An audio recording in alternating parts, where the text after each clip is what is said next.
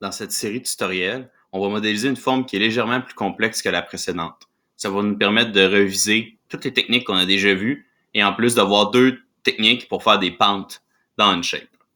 Après ça, on va commencer la mise en plan, mais vous allez devoir la compléter par vous-même, puis nous la remettre et ça va être un travail qui va être évalué.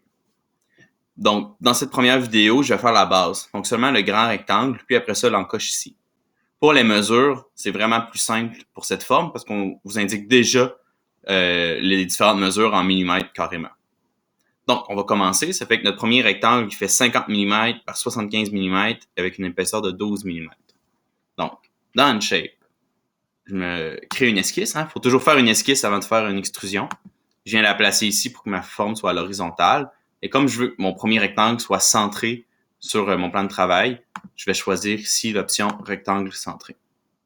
Donc, je vais cliquer ici.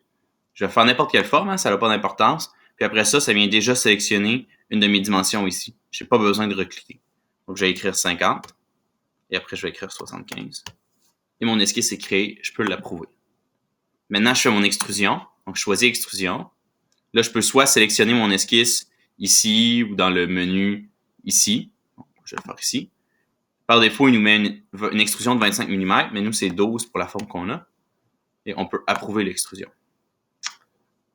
Maintenant, pour la petite encoche qui est ici, on sait qu'elle va être à côté sur le bord du rectangle. On sait qu'elle va faire 12 mm de largeur. Puis pour la longueur, il faut déduire.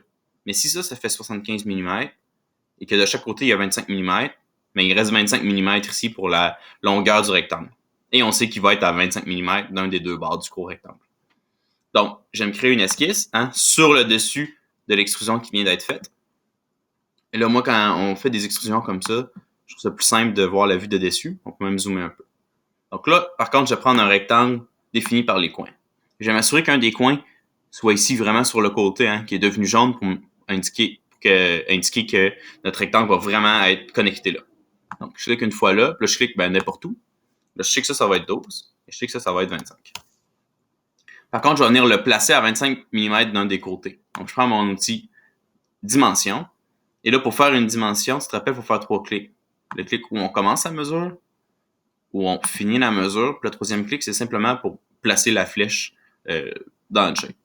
Donc, ici, on veut 25 mm.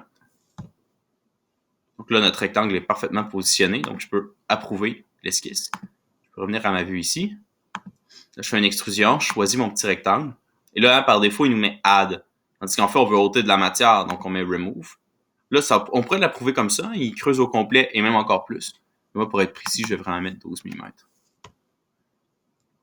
Et je vais approuver. Donc, voilà, notre base est faite.